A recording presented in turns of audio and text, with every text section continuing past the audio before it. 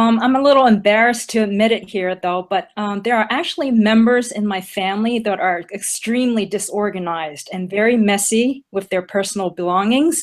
So if I ever had the luxury of having my own personal concierge, he or she would please have to, declutter and reorganize my family members' piles of stuff. And so after college, I went on and spent a decade working in the healthcare industry in a variety of office settings. Then parenthood came along. And so I decided to put behind the 9-to-5 rat race. And so as a parent, I came to understand and I could fully relate to the daily dilemma of juggling multiple tasks all at the same time. Groceries that need to be bought, toys sitting around everywhere, work schedules to have to deal with, play dates, school schedules, vacation plans, clothes to buy, household goods that need to be purchased. I mean, I understand that constant push and pull, the juggling act. So with a perspective like that, I came to realize what a real gift it would be to be able to hand off some of that stuff to other people. A client would be a super busy working professional couple, married with with or without kids under the age of 18, living in the suburbs of Boston, with maybe a pet or two, and they need help with day-to-day tasks, household management, landscape, just random stuff like that. Am I working with my ideal client right now? I would say about 10 to 15% of the time, my ideal client is calling me. I know it's not a super whole lot, but personally, I think the saving grace for my business has been over the years learning to adapt and evolve with the business, accepting the fact that, people will be calling for all kinds of tasks. I'll be faced with all kinds of clients from all around the world. That's been the case for me. I was always, in the beginning when I started my business, I was dead set on working with that ideal client. But, if I sat around at home and twiddled with my thumb and waited for the phone to call and waited for that ideal client to call, that is, I'll probably be out of business. Today, my chief marketing tool is really my website. I know I've kind of pointed that out a few times, maybe one time in the Facebook forum. I know it's always a work in progress, but it's really come a long way since the early days when I started the business and I was doing everything on my own.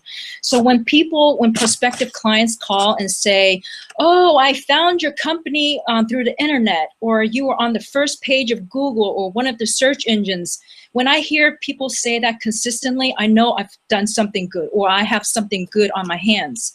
And so I would say my website is my chief marketing tool at this point. Honestly, I would say I don't have a regular every day and every week because it changes all the time.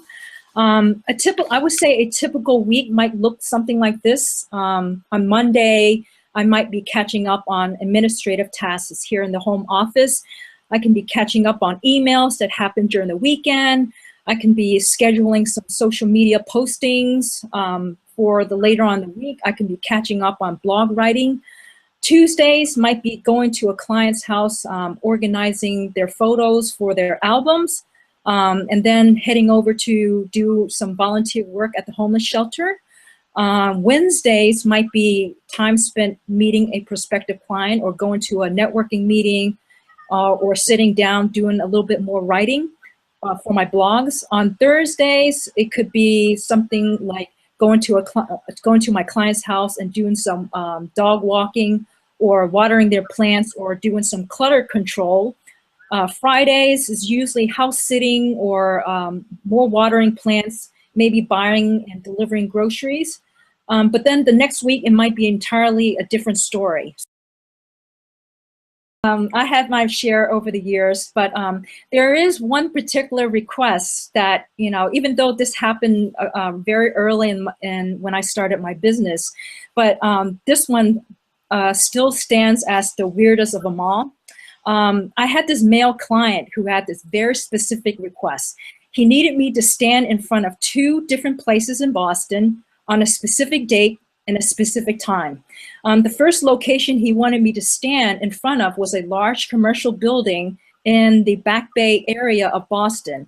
And he wanted me to stand there, wait for a black limousine to show up in the corner, then go and greet the female passenger in the back seat and hand deliver a sealed white legal size envelope to her, wait for the limousine driver to drive away. And once the limousine is out of sight, I had to drive out to the second location, which happened to be a residential building in the Allston neighborhood of Boston. Wait around for the same limousine to show up. Again, greet the passenger and do the very same thing, hand deliver another sealed white legal size envelope to her. Wait for the limousine to drive away. And once the limousine is gone, I had to call the client and let him know that the limo is on the way. So basically, the female passenger had no clue what was going on. She was giggling and laughing and just carrying on.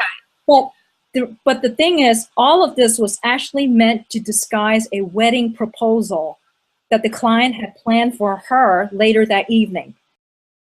I wouldn't have spent so much money in the beginning on marketing materials, on the ad space, on the advertisements and things like that.